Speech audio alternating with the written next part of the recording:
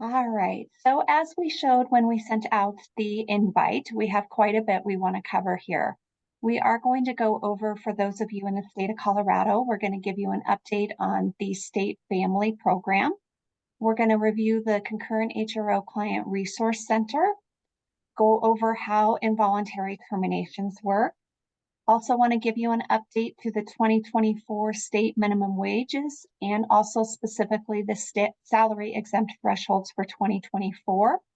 Hold on, somebody is saying they can't hear me. Can somebody else let me know that they can hear me? So I know people can. Okay, Can hear others you, can. Julie. So, okay, just wanted to make sure. Also want to review with you guys the new Colorado unemployment website. And then also a very huge update, this will impact every single one of you, is the E-Verify. We will heavily go into this and then also at the very end have a year-end compliance checklist for you. So as we dive in here, the state of Colorado family, as those of you in the state of Colorado know, the family program is been in effect all year as far as contributions have gone, and now we are nearing the point where employees can start filing claims. So who's going to be eligible to file those claims? Well, those claims can be eligible to receive benefits beginning January 1st of 2024. So who can qualify? Any employee who has earned wages of at least $2,500 in the state of Colorado over the period of 1 year is eligible to file a claim for that. Now, the benefit application system, so being where they can actually file their claims, is going to open sometime here in November. They're going to pre-open that system so they can try to work out some kinks with that. With that being said, though, employees cannot file claims prior to any earlier than 30 days before their claim eligibility date. So if they do know that they're going to need benefits as of January 1st, then they'll be able to be submitting those claims as of December 1st. All claims will be made directly with the website, the family program. They will not come to Concurrent HRO. They will not go through you. They'll go directly through the state. So that's one important thing for you guys to know. Now, what are some reasons that those claims can be for? They can be things for such as caring for a new child, including adopted and fostered children, caring for themselves if they have a serious health condition, caring for a family member's serious health condition. And I was on a webinar earlier this week, and one of the questions came up with them specifically was, well, what is their definition of a family member? And they have a pretty broad definition of a family member. It actually pretty much means anybody whom they would call in case of an emergency or who is their person, so to speak. So it is going to go beyond bloodlines. If you can think further into the fact of somebody who maybe has no family around, they're kind of on their own. But if they were in a serious health condition crisis, they would be having a friend supporting them. Well, that friend might be able to apply for family benefits if they were taking time off of work to support them. That could qualify. Also for arrangements for a family member's military deployment, which unfortunately we might see that come about given the current status of our world. And also for addressing immediate safety needs or impact of domestic violence or sexual assault. So as you can see, there's a lot of additional reasons that individuals can file claims well beyond what we consider the traditional reasons that somebody could say take FMLA. These are a lot more reasons that somebody can file a claim. So how do they receive these benefits and how is it determined? So the benefits that an employee receives are basically on a sliding scale. It's using the individual's average weekly wage from the previous 5 calendar quarters in relation to the average weekly wage for the state of Colorado. Now that's basically some big formula that they use. But there is what's called a premium and benefits estimator. And this is where we highly encourage any employee who's trying to figure out how much they would get is to go to this website. As I mentioned, you'll get a copy of this, so you'll actually be able to click on that link. But if they actually just go to the family webpage, they'll be able to get to it as well. They'll put in their specific salary or hourly rate, and it will estimate for them what their weekly benefit would be. But if we take a look at it, individuals that make less than about $710 average per week will get a benefit of about 90% of their wages. Individuals making more than that may receive a benefit more closer to 50% of their wages. Overall, the maximum weekly benefit they can get is $1,100. That's the max anyone can get. So how much time can they get? They can receive up to 12 weeks of paid leave. Now that can be taken intermittently. So if we do have situations where, say, for example, an employee is going through chemo, they've got a cancer and they have chemo treatments, they get them every few weeks. Every few weeks, they end up missing a few days of work. That could qualify as intermittent family leave, where they can receive paid benefits from the state for the days that they are out of work. So it's not necessarily a consistent 12 weeks all in a row. It can be taken intermittently. They can receive an extended additional 4 weeks if they were to be in a situation where they had pregnancy or childbirth complications. So there is the potential for some pregnant women to potentially get 16 weeks if there's some sort of complication. The biggest part that you all need to be aware of is that as an employer, you cannot require employees to utilize their PTO, vacation, or sick time prior to using the family benefit.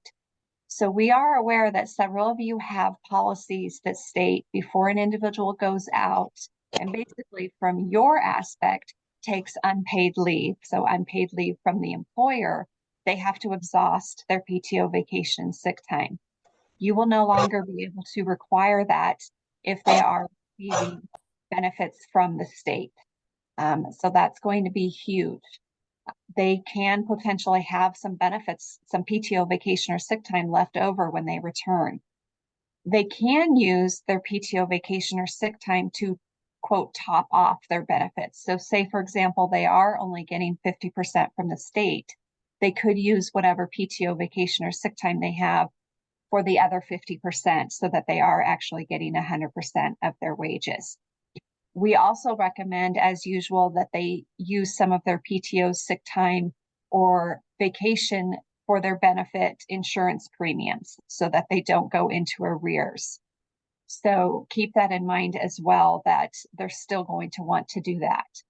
Now, the employer, people are asking, how is the employer going to be aware of what the employee is getting? It is still on the employee to notify the employer that they did receive, confirmation of their claim and what they are receiving. That is something that you can put into a policy that's the requirement of the employee. The state is not necessarily going to notify you as the employer that X employee filed a claim and this is what the employee is getting. That still is going to be on behalf of the employee to relay that information to you.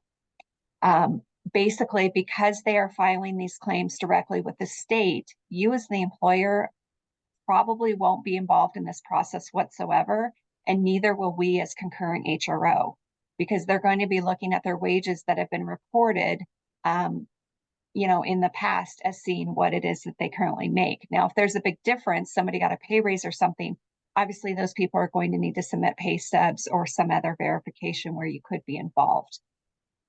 The health providers also have an account where they can be linked directly with the family account as well, so that even the employees don't have to print out healthcare provider forms, take them, get those signed, and return them.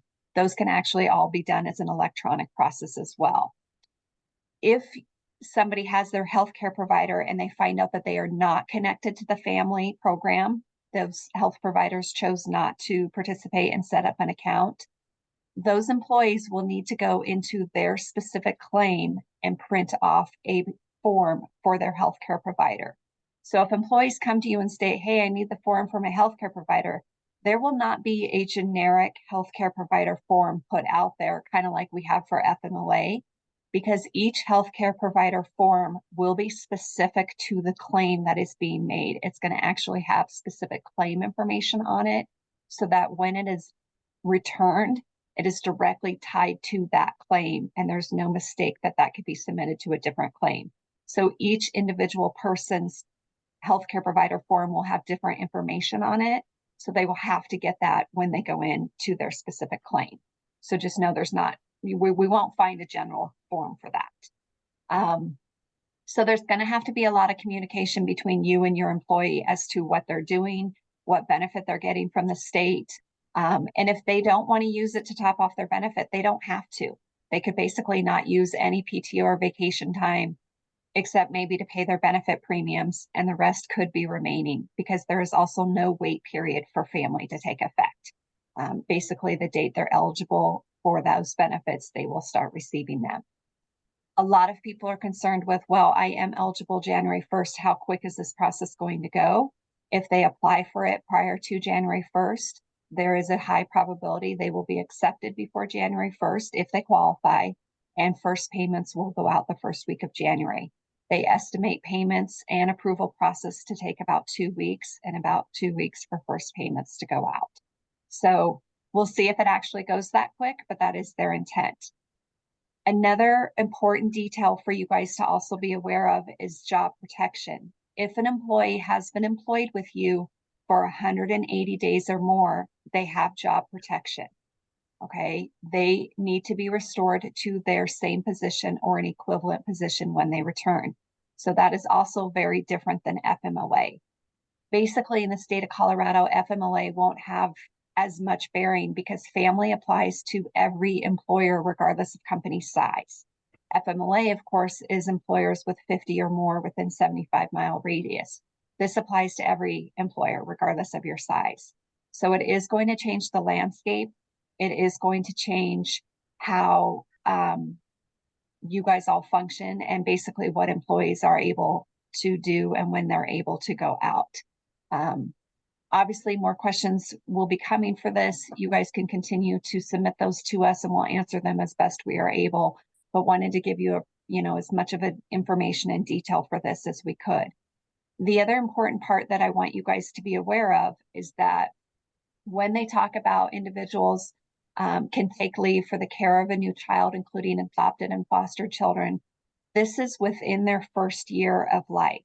So it doesn't necessarily have to be right when the child is born. It could be when they're 3 months, 6 months old. And this is really important to know for paternity, for the men.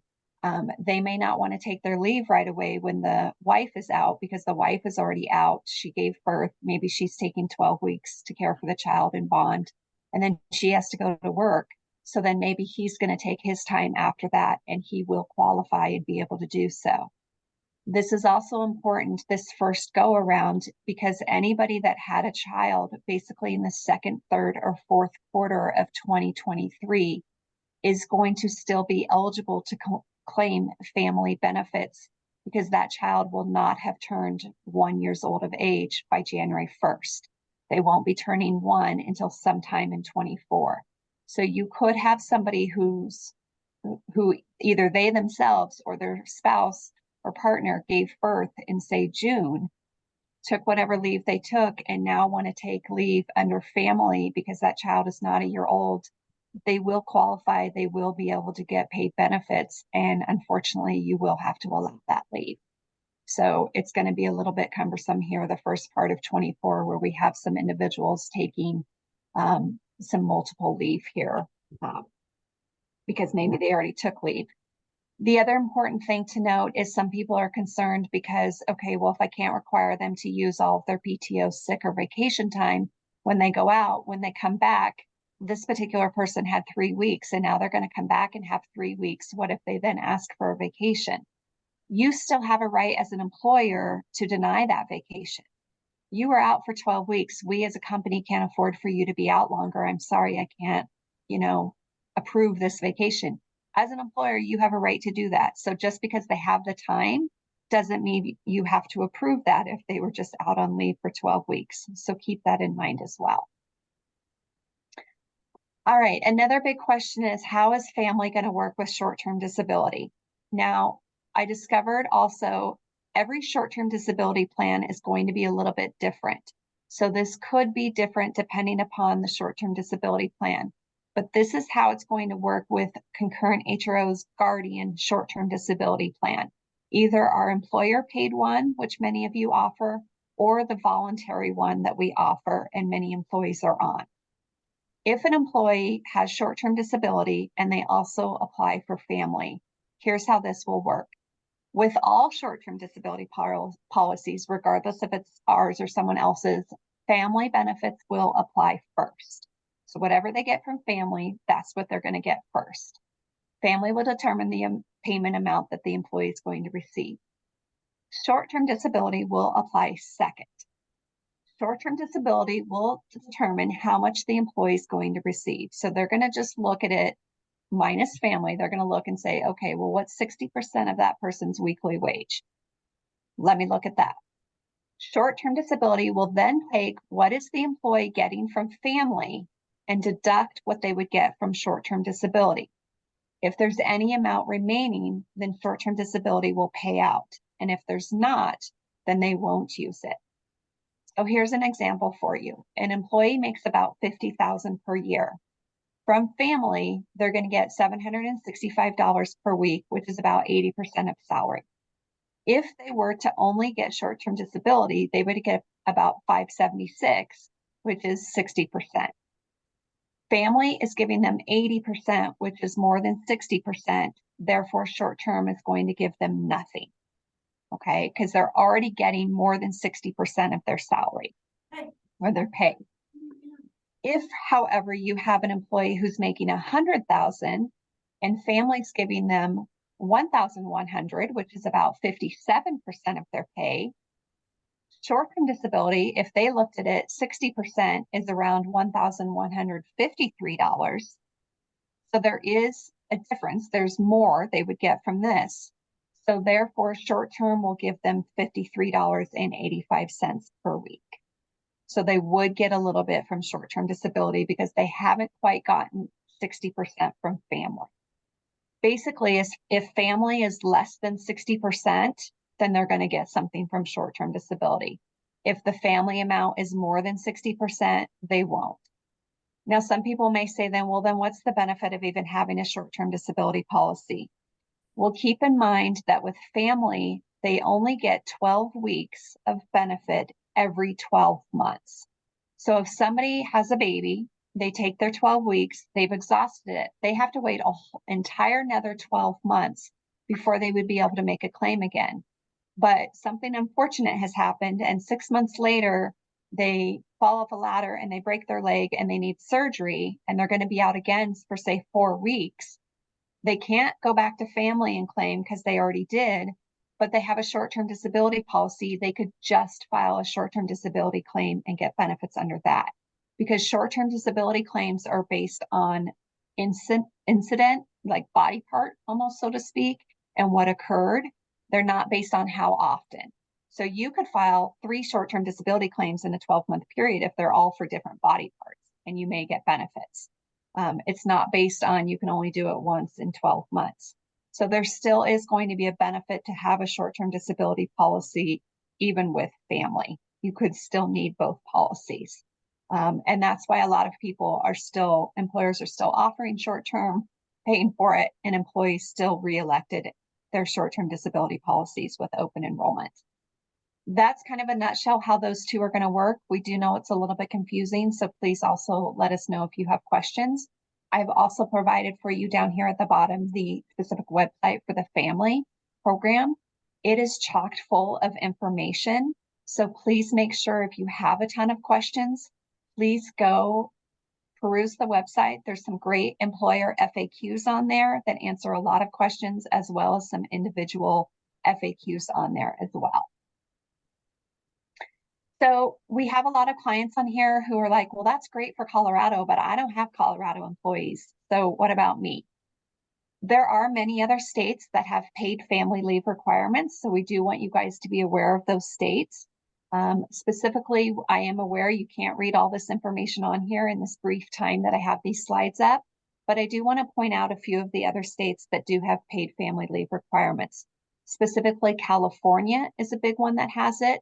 Now note, some of you may not know it because the employer is not required to pay any percentage into that. So it's just paid for by the employee, but there are benefits that they can file and be eligible for. Connecticut, Maryland actually started October 1st. Connecticut, oh, sorry, I skipped Connecticut was on there as well. Massachusetts is a big one, and Massachusetts is continually changing theirs. New Hampshire, which is voluntary, employees do not have to participate. It's a completely voluntary program. New Jersey, New York, both of those, the employers do not have to contribute, but the employee does. And there are benefits that they can take if they need them. And then most specifically, well, we've also got Oregon and Rhode Island, but Washington is a huge one as well, and it's very popular in Washington. Now, these are the only states that currently have them. Pretty much every month, there's another state that's coming out with information saying that they're going to have a family program coming. They estimate within the first 6 months of 2024, at least another 6 states will come out with programs. And within probably the next 5 years, most states will have some sort of a program. If not the states, then we anticipate that there will be something at the federal level. So if your state currently doesn't have a paid family leave requirement, I say hold tight. It's probably coming. This is kind of the wave of the future. As these get going, as other states see how successful they are and how well they're working, some are taking a backseat approach and waiting to see how some of these play out. As they see that and see how well some of them are working, other states are catching on and are going to start doing the same. So there is a good chance that these other states are going to catch up and start coming on board. We will continue to keep you guys updated. If you are in the other states as they come on, we will notify you and let you know that your state is now participating. You've got employees in that state. Obviously, if it's something that the employer has to contribute, we obviously will let you know because that is going to affect some taxes that you guys have to pay in for your employees. All right, jumping to a completely different topic, Client Resource Center. You've heard us talk about this. We've mentioned this in emails. You've seen it below our taglines, and I want to review it in depth here so that everybody really understands the purpose of the Client Resource Center. We created this site to assist you internally with your HR benefit and payroll departments, or basically you specifically. It is intended to be used by anyone that assists with those needs. If you have specific managers who are highly involved with progressive discipline, or they directly assist employees with onboarding, payroll, specific things like that, they can have access to this site. It is not intended for employees or just for managers or supervisors who are basically just approving PTO. This site's not recommended for them and it's not intended for them. It's really intended for your upper level management who are really hands-on and doing a lot of things with the employees. It does require a separate login and password outside of Prism. And we have heard your feedback. We have heard some frustrations where people say, boy, I wish this was a single sign-on and within Prism. And the reason that it's not is because this is a site that we at Concurrent HRO developed. Prism did not develop this for us. We created it ourselves. And when you as a company create your own website, that can't be housed within Prism. It has to be housed separately. So that's why it is a separate login and a separate password. We highly recommend that you bookmark this at the top of your favorites so that it's right there, and anytime you need to go to it, you can access it, because it is a site that you guys are in frequently, and I'll discuss why in just a second. If you don't currently have access, we want you to get access, and you can do so in a multitude of ways. Below any tag line of any of the Concurrent HRO employees, there's a little click here link to the CRC.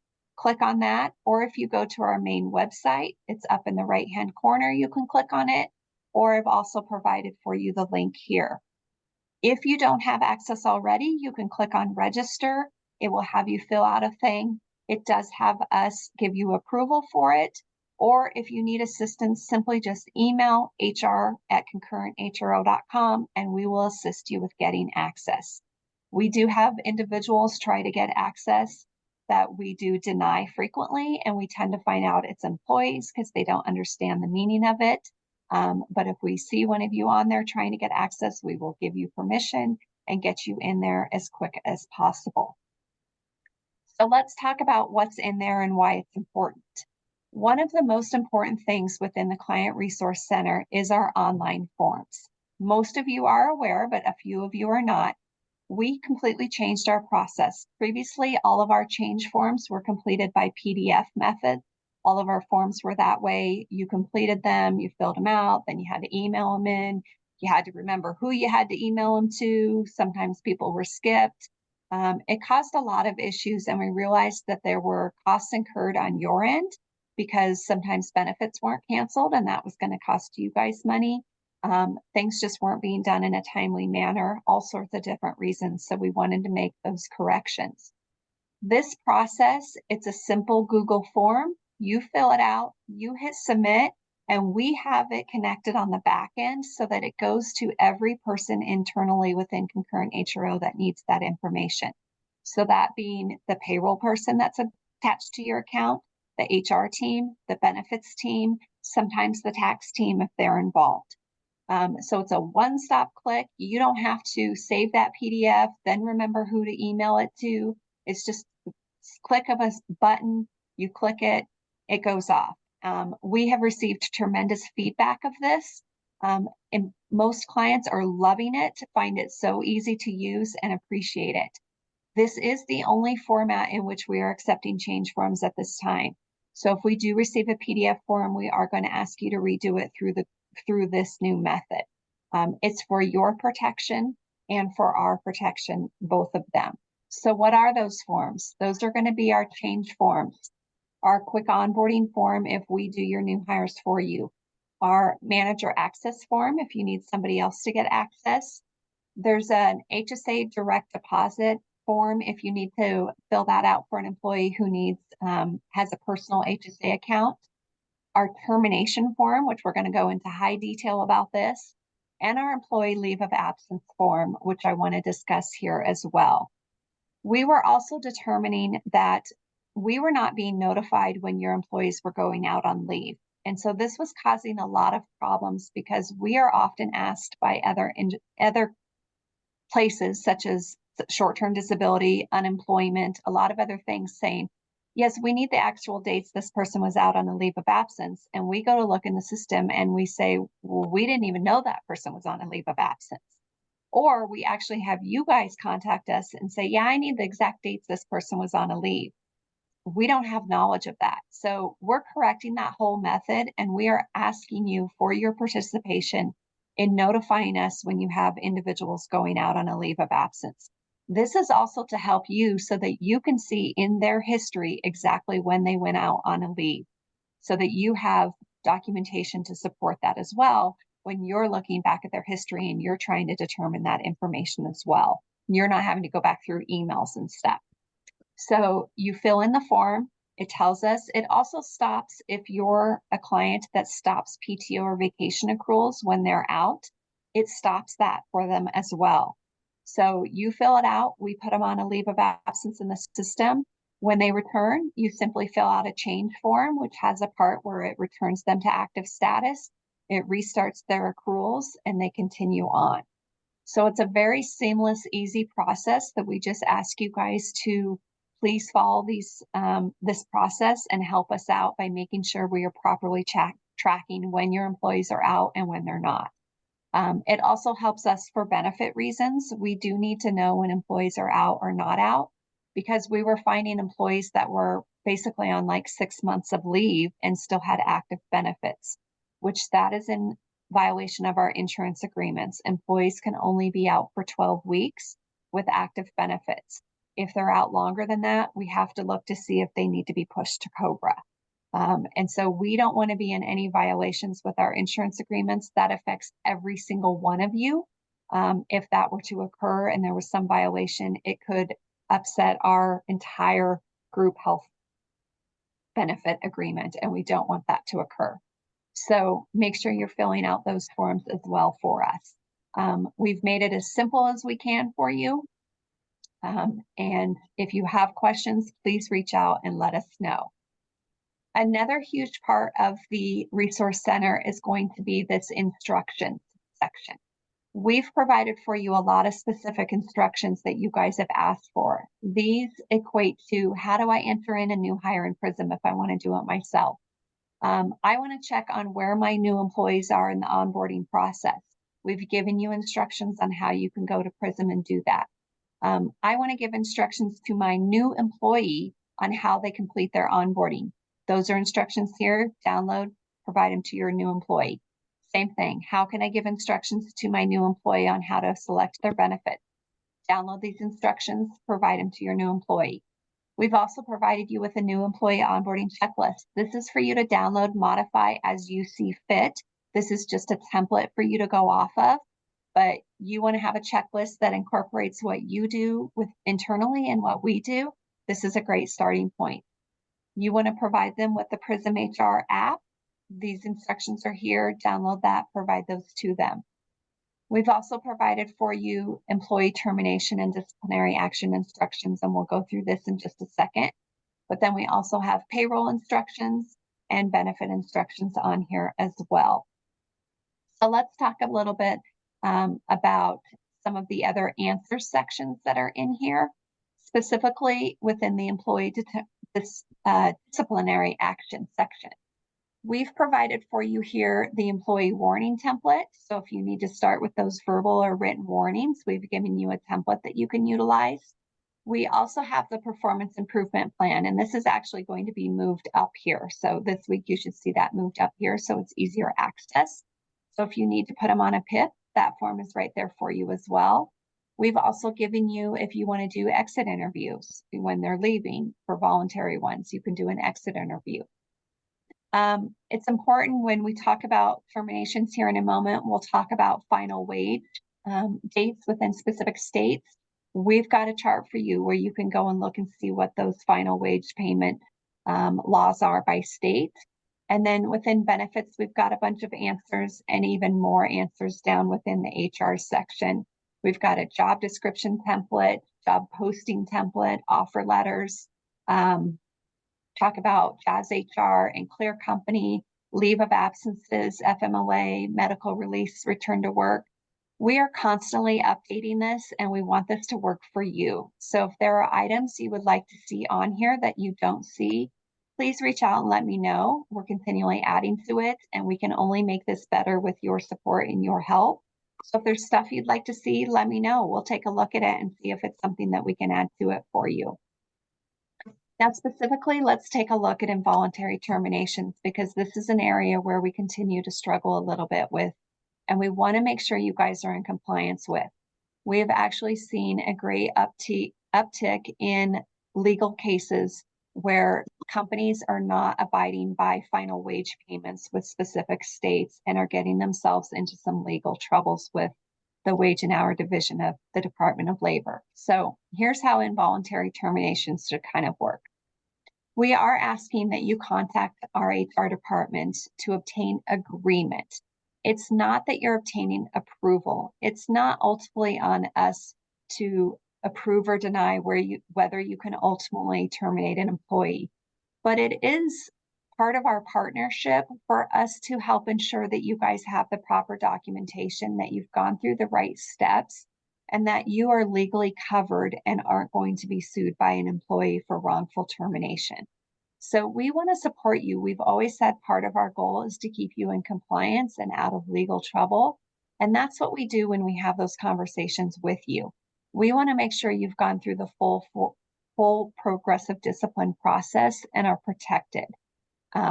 Ultimately, that decision is up to you, but we want to make sure you're covered. So it's a conversation that we have with you where we give you our recommendation on whether we agree that, yes, you should terminate, or maybe there's a few other steps that you should do.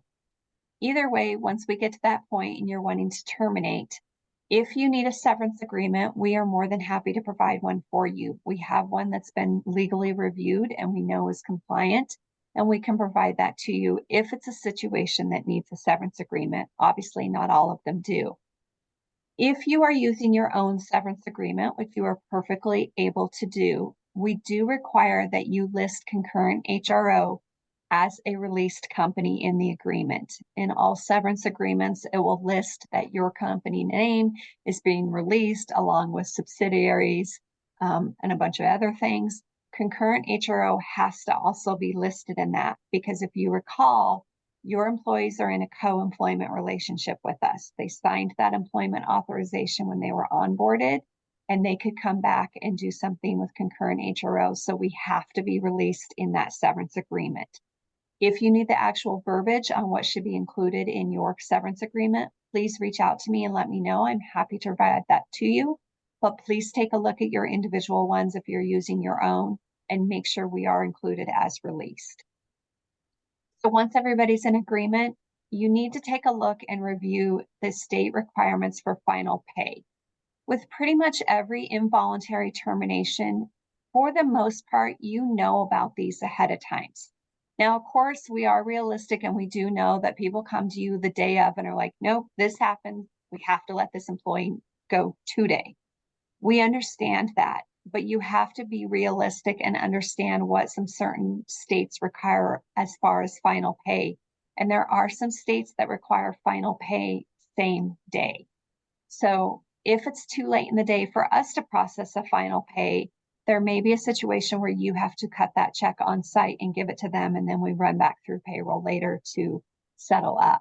Those states include California, Massachusetts, Montana. Now I'm getting my states mixed up here. Montana, wow, I'm losing MT right now. Nevada, I just drew a blank on that one. Those are the states that require same-day payments. We also have states that require within 24 hours. Colorado, Connecticut, Minnesota, Oregon, Utah. Sorry, this one was Missouri. Thank you, Kylie.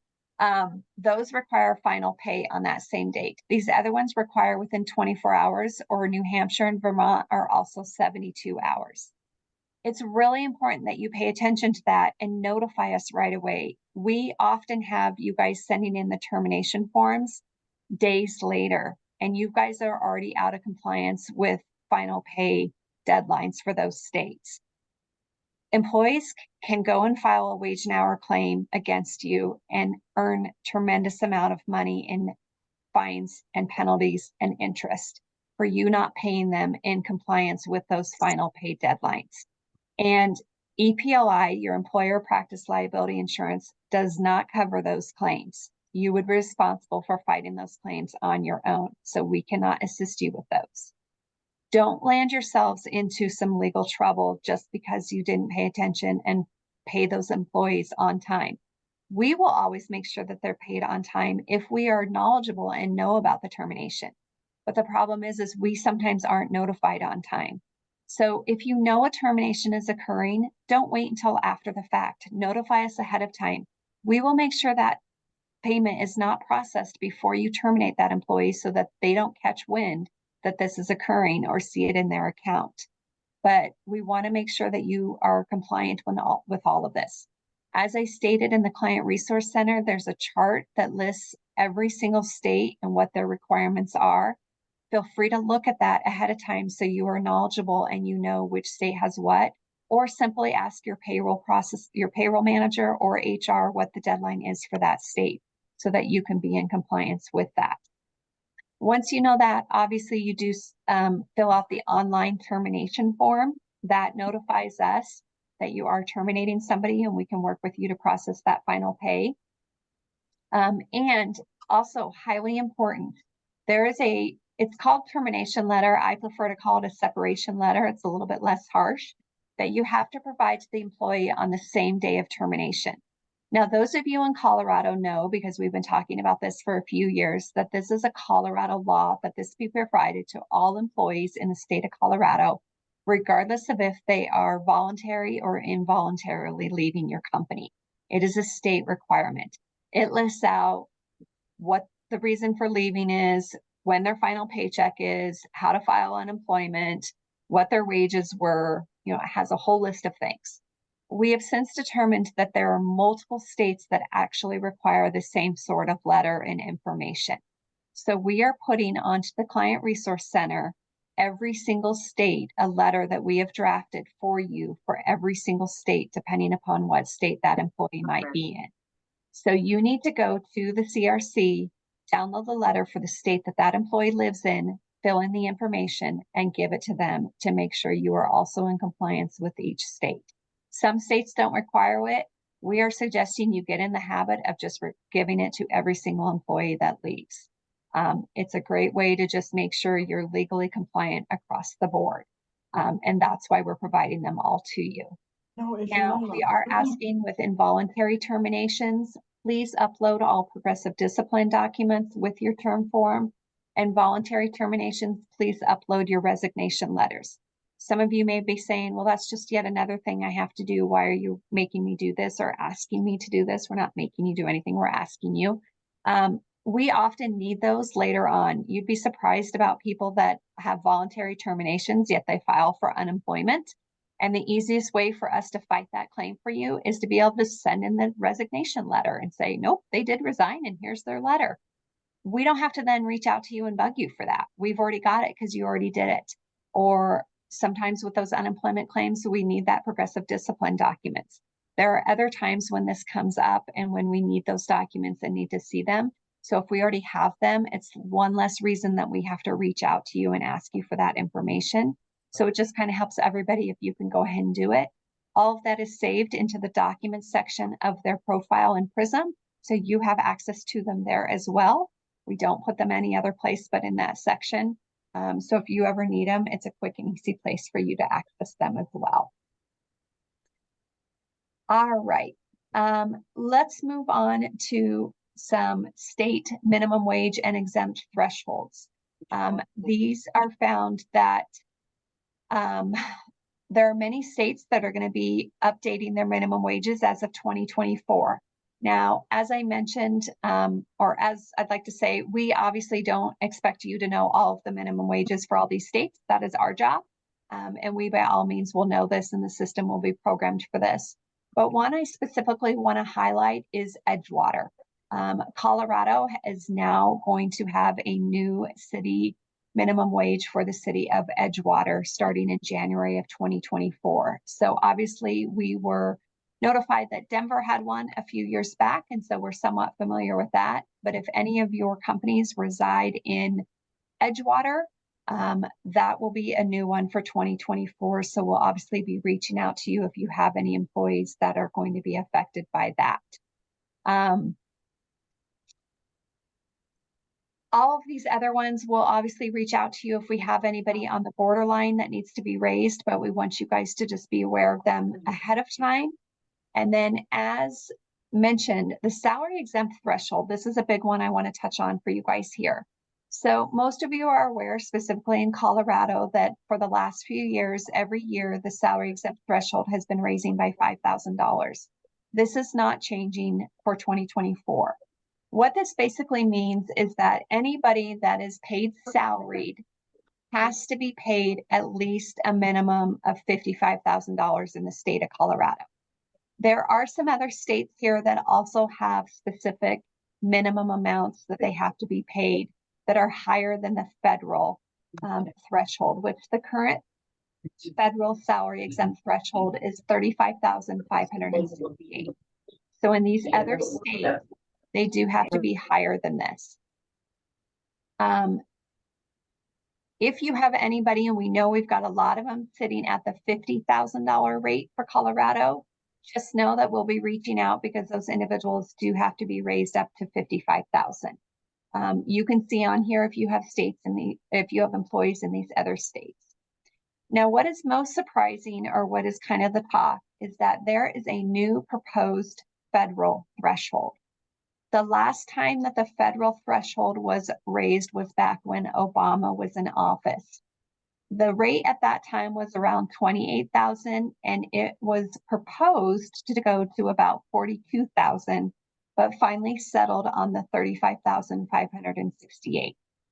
They are currently proposing an increase to $55,068. What this would mean is that federally, nationwide, if you had a salaried employee, they would not be eligible to be paid any less than $55,068 per year. That is a great, massive increase. I mean, we're talking $20,000 there. They are currently receiving comment on this until November 7th, and then a final decision will be made. Word on the street is this won't actually end up settling at 55,000. For this to increase 20,000 is a little bit unrealistic. Pretty much the prediction is that this will settle somewhere in the mid 40s. So I think everybody can pretty much count that somehow this is going to end where the new federal threshold is somewhere in the mid $40,000 range. So if those of you in other states have individuals that, for example, may be paid less than 45,000, you're going to want to start thinking about them because their rate is going to need to be raised depending upon what the final outcome is. Now, if they're in these other states, they of course would have to go up to these levels. The final decision could come as early as January 1st. They're not anticipating that. That would be a really quick turnaround. It's more likely the decision will come April 1st. However, the latest the decision would come would be August 1st. So given this, and given the fact that we may not have the final decision by January 1st, when the final decision does come, as you all are aware, we always do an audit at the end of the year. So in December, we do an audit on everybody to see if anybody needs to be raised minimum wage wise or salary threshold. If this gets raised in the middle of 24, we will do another audit to see who is affected, and we'll reach out to you and let you know of those employees that would need to be raised. But we currently know people are working on budgets. You guys are working on salary increases. You're working on all of these different things as you work and you plan for 2024. So we want you to be aware of this because this could have a great effect on a lot of you who have employees in other states and who may be sitting somewhere between this 35 and this 55,000 for those other states. Now, we also anticipate if they actually do raise the federal salary threshold, they're going to probably have to raise the minimum wage for federal. I don't know how you can keep the federal minimum wage in that $7 range and raise the salaried one up this high. So anticipate that both of those would probably end up being raised. But we'll keep you abreast of this. We'll keep you updated, but certainly want you to have the information now to know that this is in the proposed works. Something will pass. It will pass higher than 35,000. It's just going to be a matter of what amount. Now, big question is, well, how do I determine even if my employee is salaried, exempt, or not? And that's one of the biggest recommendations out there right now is for all employers to actually take a look at their employees and see if they're classified properly. Because you may have individuals who you have classified as salaried exempt, and they actually might not be salaried exempt. Or you have people classified as non-exempt who might actually be exempt. So the most important thing we want you all to know is that positions are not considered exempt or non-exempt based on their job title or pay rate alone. We have a lot of people who say, well, but this is their job title, so they should be exempt. That is false. You can give anybody any title. You can give somebody the title of president, but if their job duties are of clerical nature, they are not exempt. So the federal government instituted guidelines and requirements. They're called the FLSA, the Fair Labor Standards Act. And with that, they created several duties tests and salary basis requirements for the exemption to apply. The duties test is the primary factor in determining an exemption status. And all positions have to be ran through one of the duties tests to see if they meet that exemption status.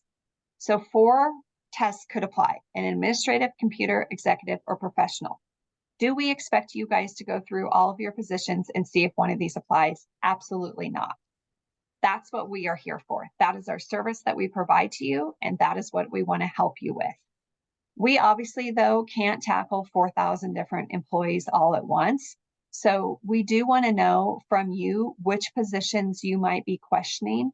We question some every year, and those of you that have had me reach out to you in the past know who you are and know perhaps if you came on board with us this year, I've already had those conversations with you as to somebody that we questioned their exemption status or non-exempt status. But we want to kind of go through, this is a great opportunity for you to go back through your list of employees and really make sure everybody is classified properly, because this could impact you financially, you and them. Biggest thing we need is job descriptions. So if we need to look at one of your positions to see if it is of an exempt status, we need the job description. So feel free to start submitting those to us at our HR address there on the screen, and we will start to begin the process with you because we do know it will take time. We are happy to look at any and all positions, whatever is questioned, to see if they are exempt or not. And please just know that we will most likely be reaching out to you in the upcoming months if we have questions as we're going through our own personal audit, if we have questions about somebody's exemption status as well. It's also very important to know that if you have multiple employees in the same position, they have to be classified the same. So if you've got 4 people that are all administrative assistants, you can't have 2 of them be exempt and 2 of them be a non-exempt. Usually an administrative assistant, there could be exceptions, but usually is kind of a non-exempt position. So they all have to be classified the same. You can't have them classified differently just because, oh, I want this person eligible for overtime and I don't want this person. So just know that that's a big red flag to us when we see multiple people in the same position not be classified the same. That could land you into huge hot water. And as I mentioned, these Department of Labor wage and hour claims, that's where FLSA, the Fair Labor Standards Act, falls. And if you have somebody misclassified and they file a claim, that also falls under the U.S. Department of Labor, and EPLI does not cover those claims. So we want to make sure that you're protected, people are classified right, and nobody could come forward and file any sort of a claim against you, because if they do, your entire company is going to be looked at. So things to keep in mind, start looking at this stuff now so it doesn't become a rush thing at the end if something does change federally. All right. All of you have heard the buzz about this. We've sent out multiple different emails about this, the new Colorado Department of Labor unemployment account. So this is the new MyUI Employer Plus account. This site is for reporting unemployment taxes and responding to unemployment claims. Now, we are fully aware this has been a big pain for you. It's been a big pain for us. It's Colorado's way of trying to change things and make things for the better. The one positive part for us personally is that it has created a TPA, a third-party administrator account, that does allow us to easier manage your taxes and unemployment claims. So that is helpful. It's important for you to know that this account that you're setting up is separate from any other employer account you may have. There's 2 ways that you establish your account. Many of you were specifically sent an email that had a link for you to click on and establish your account. We know some of you did receive this, and those of you that did, we thank you for going in and establishing those accounts. We also are very much aware that many of you did not receive a link, and of course are in panic because you didn't. If you did not receive an email, it's coming through the mail. They mailed them out last week and this week, and it will have a PIN in which you will go in to set up your account. Okay, so when you get that PIN, go in and set up that account. It's the same way as having that link. If you don't receive that by November 1st, please reach out to our tax email and let us know. But give it that long because we all know the USPS is a little bit slow and some things aren't going through as quick as we would love them to go. So give us some time. If you don't have it by November 1st, please let us know. Once you do get it, please go in and set it up immediately. We are limited as to what information we can see and change. And if you do wish us to complete certain things for you, there are going to be some adjustments we need you to make, and I'm going to discuss those in a moment. Please make sure you keep copies of your user ID password security questions. And most importantly, this is the action we need you to take. We need you to go in and change your email and or your address if you want to Concurrent HRO for correspondence specifically related to unemployment claims. If you choose to not do this, you will be responsible for forwarding all claims correspondence to us so that we can continue to assist you with responding to the request for facts and hearings. And we highly encourage you to change it to us for a couple reasons. One, the request for facts for unemployment claims has changed to where you have to respond within 7 days. It is a very short timeline, and that includes weekends. So if that is going to you and you're on vacation and you miss that time frame, they will not accept that request for fax late. You now end up in an appeal situation where they may or may not grant an appeal hearing for that. If it comes to us, we automatically have enough people in place where that claim will automatically get responded to. Same thing for some of the tax notices. If it comes to us, it's going to an email box that's monitored by multiple people. So if one of us internally is on vacation, there are backup people to monitor that and handle that correspondence. Plus, quite frankly, it takes work off of your hands, which is one of the reasons why you have partnered with us, for us to take some of the administrative burden out of your hands. So let us do that, but this is one thing we need you to do for us. How that's going to happen is when you go into your account, there's going to be a little section that says current correspondence delivery method. We highly recommend you change that to email. There's options of email or mail. We all know the mail is unreliable, so we highly recommend email. And then down within it, you're going to have options as to what you can change it on. Claims forms. We highly encourage you to change the email for that to our HR email address, so that it comes directly to us in our HR department. Benefit charging, that can go to our tax email. They are the ones that handle that you can put in the tax email. Obviously, if you want your headquarters, I would keep that with your own. You do want your headquarters to stay with your own email address or your own mailing address. But go in and change those so that we can continue to assist you. Now, you may see this alert on some things that say, if the correspondence was by the mail, you should receive your code by October 13th. That's incorrect. Just so you know, we did verify with them that date was incorrect. That was more the date that they started mailing out the letters, not the date that you should have received it by. If you have any question about your PIN number, your activation, anything like that, you can always call their customer service number. That's provided here for you on the screen. Just know that we have been able to get access to your account so that we can make sure that SUTA payments are made on time, and that we can currently respond to requests for fax. But we need your assistance in setting yours up right away, because as new claims come in, we want to make sure we're not missing any of those. We were able to capture anything that was pre this process changing, but we want to make sure we don't miss anything going forward. If you have questions about any of this, because it's obviously a whole new process, highly recommend if you could please reach out to our tax email or Deb Warden, our tax manager. She is the one most knowledgeable about this whole transition. All right, E-Verify. Let's jump into this real quick here, because this is something that affects every single one of you. This is a new requirement for all employers who do not or are not able to complete a physical examination of the documentation provided during the I-9 process. Now, what do I mean by physical examination? Physical examination means in your hands, you specifically see the documentation that they're providing for the I-9, and you are basically looking at their face. That is considered a physical examination. Looking at the submittal of their information that they did during the uploading process of their I-9 when they're onboarding with us is not considered physical documentation, nor is it without E-Verify considered physical examination if they're holding it up through like a camera and you're looking at it. Without E-Verify, that's not considered physical examination.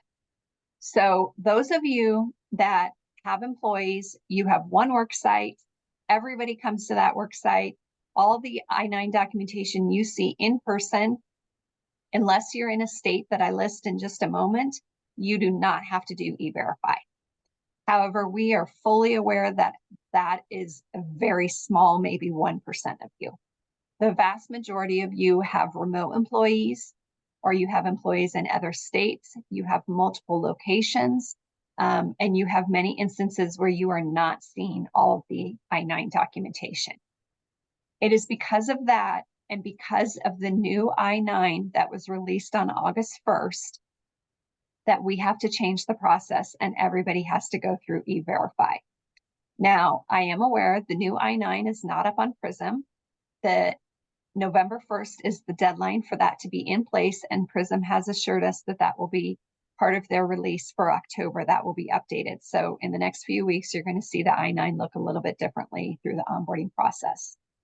So what this means is that pretty much all of you are going to have to go through E-Verify. Now, some of you are already doing this, and that's great.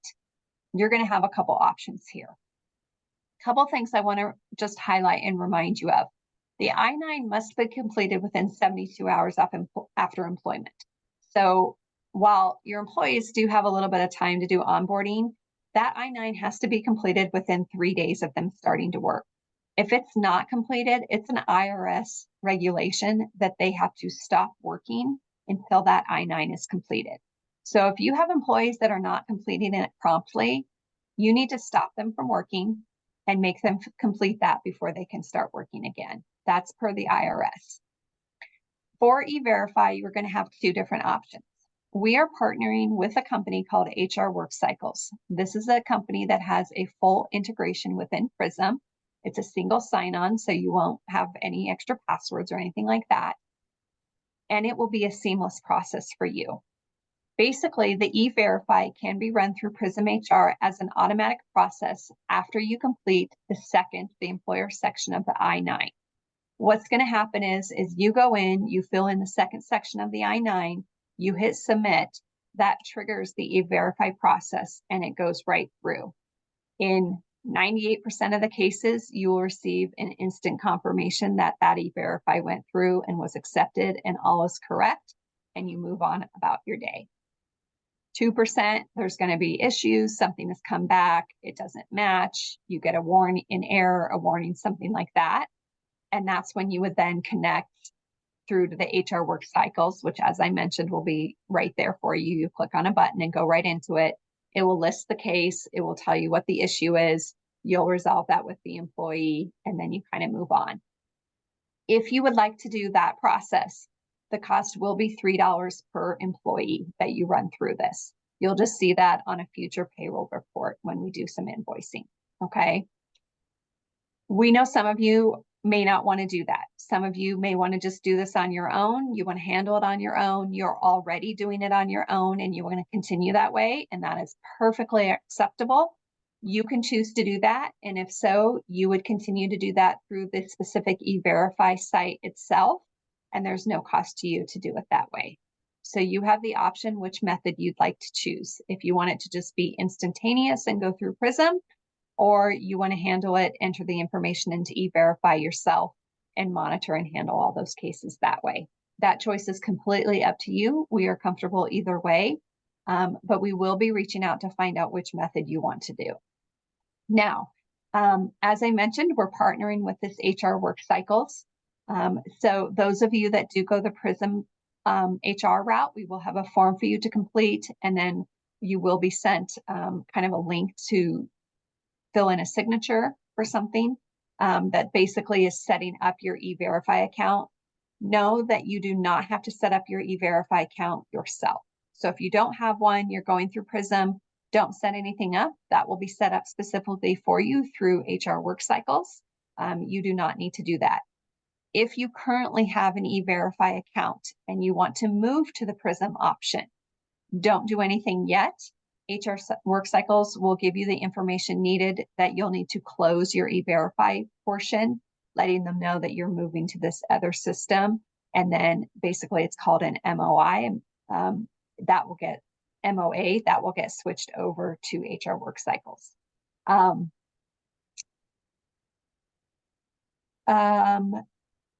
As I mentioned, if you go through E-Verify on your own, you'll have to keep track of those results and do it on your own. Those of you that do it through Prism, the results will show if you're on the employee's personal tab within Prism. If you go about halfway down, right before emergency contacts, right now it actually says E-Verify. And I think right now it says this is not activated or something like that. There's actually a little E-Verify section right there that you can see right now. It's just not in use. But that is actually where it would show up that says it's verified and like the actual case number and stuff. So it will keep track of it there for you. Some important things to know about E-Verify. One, starting this process, we need to have everybody completed, knowing which method they're doing and moving forward with it by November 1st. So we're in compliance with the new I-9. Two,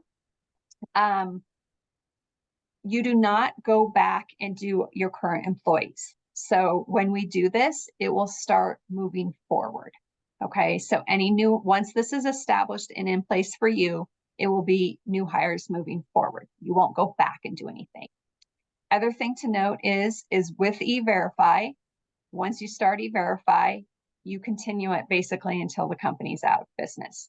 So if for some unforeseen reason, we never want this to happen, but unforeseen reason you were to leave concurrent HRO, what would happen would be that your account would be disabled through us. You would then take your E-Verify and you would either open it back up with E-Verify itself, or if you went to another PEO, they would establish it. Whatever method you were going to continue it with, you would continue it with, but you wouldn't be able to stop E-Verify just if you were to leave us. You still have to continue it when you move forward. That's an E-Verify rule, is once the company starts, you can't stop. So just know that as well.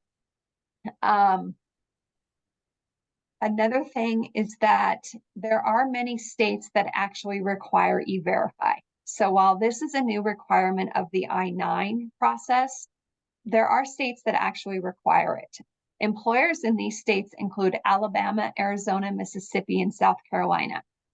And then I've given you a whole list here of all of these other sites, or all these other states that have requirements that E-Verify must be done. Now, it's important to note that the numbers listed here on the screen, that's the total company numbers. That's not just like Florida. If you have 25 or more employees in Florida, that's if the company has 25 or more employees. So if you're a private employer, you have 25 or more employees, at least one is in Florida, you are legally obligated to do E-Verify. And Florida was actually a huge one that was recently added and has caused a huge increase in the amount of companies that have to do E-Verify because of the Florida requirement. But these are all the other states that actually, from a state perspective, require E-Verify. So this is a big thing. It's not just, oh, the I-9 changed and now I have to do this. So even if you are a company that sees things in person and maybe you're in these states, you may still have to do E-Verify because it's a state requirement. Okay. The fact that you see things physically will not override the fact that it's a state requirement.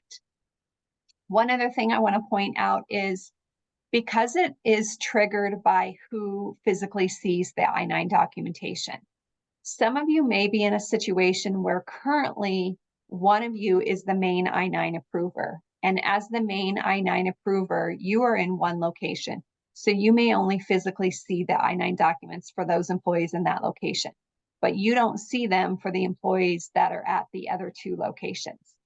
If you feel comfortable and you have somebody at each of the other locations that you feel like you could train and have confidence in being able to sign off on I-9s, you could train those other two individuals at those other two sites. We can grant them I-9 privileges and they could be signing off on the I-9s at those locations. That could help you to avoid having to do E-Verify. So if you're in Denver and then you've got a location in Fort Collins and Colorado Springs, and you actually have somebody in Fort Collins and Colorado Springs, you could train to be the person that signs off on the I-9s for those two locations, and they could physically see those documents, then you might not have to do E-Verify because you've got somebody in all three locations that could physically see them. Each one approves them for their locations. You don't have to do E-Verify.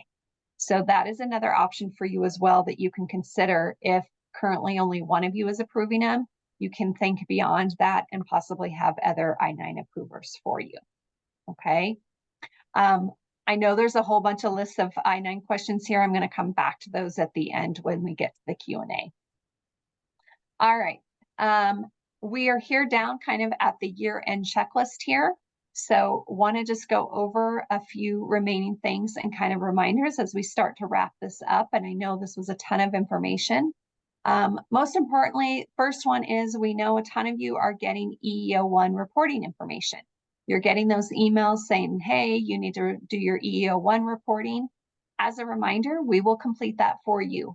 That is for employers with 100 or more employees, or employers with 50 or more employees and federal contracts. We have done these in the past for you. We will continue doing them for you.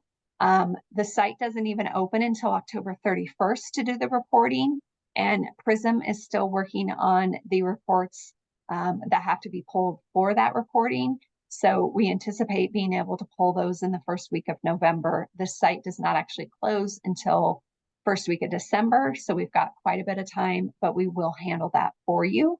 And we will send you copies of what is reported so that you have copies of those in case you need them.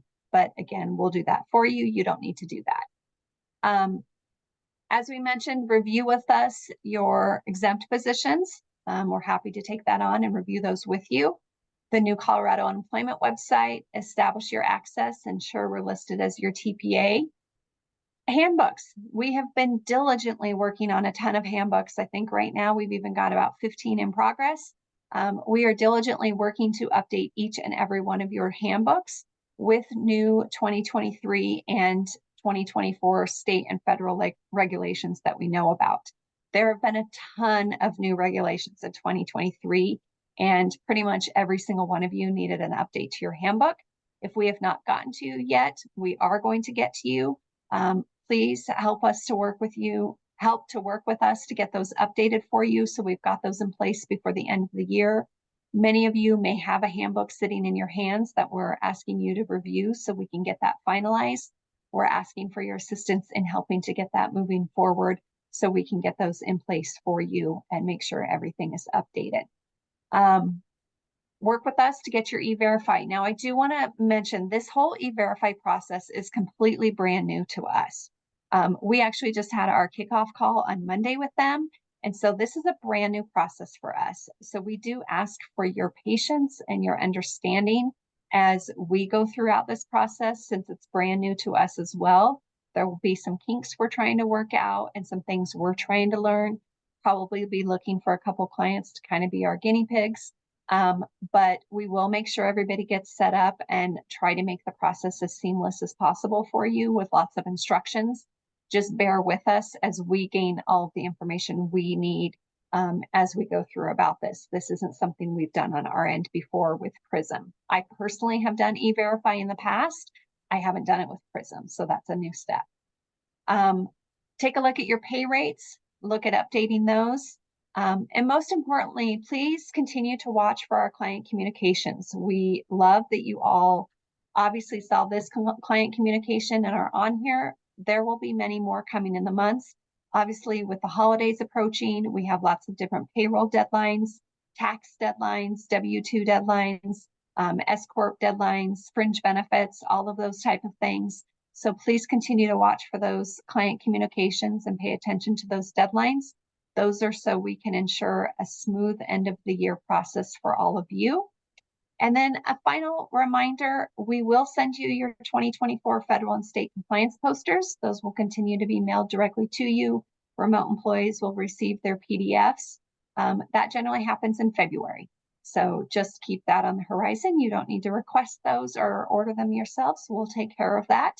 And with that, that was a ton of information in a very short period of time. So I'm going to just take a quick glance back through the chat box here to answer any questions, and then also want to let you guys open up your mics for any questions that you guys might have. Let me take a look here at some of these I-9 ones, though.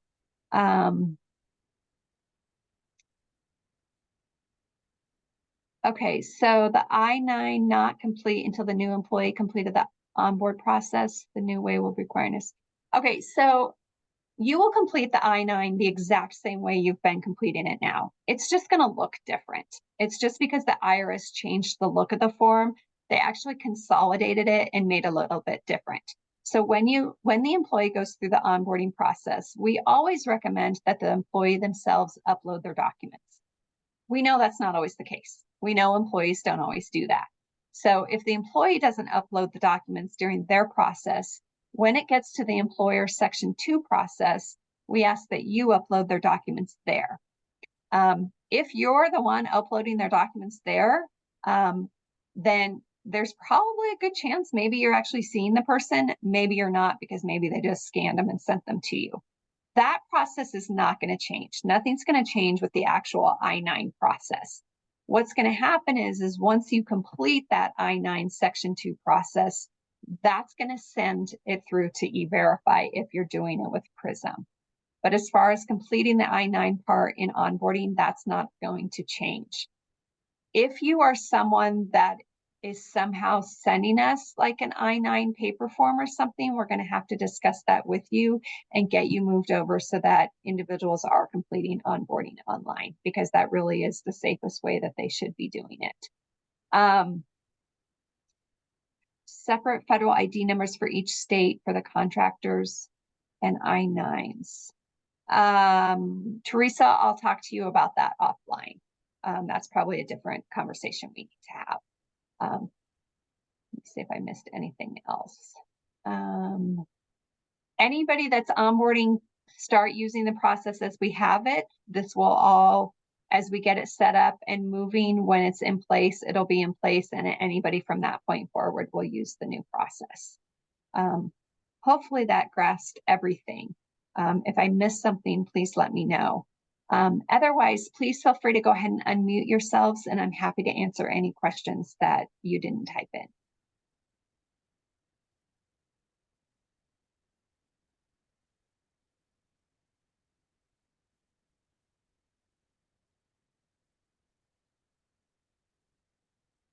All right, I think I overloaded your brains just as I did yesterday.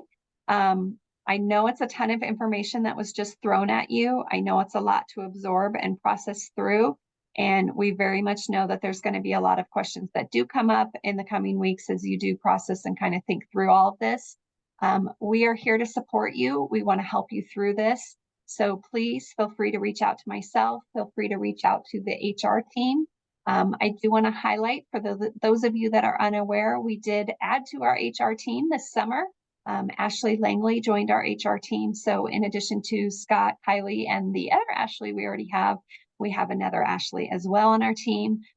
So we are fully supported and ready to assist all of you with any questions you may have. Feel free to reach out to us anytime with any questions you have. We'll try to make everything as seamless and easy as we can, and hope for everybody to have a wonderful end of the year. I want to thank you guys again for joining us today. I know it was time taken out of your busy schedules, so I appreciate that. And with that, everyone have a wonderful day, and we will look forward to speaking with you soon. Thank you so much.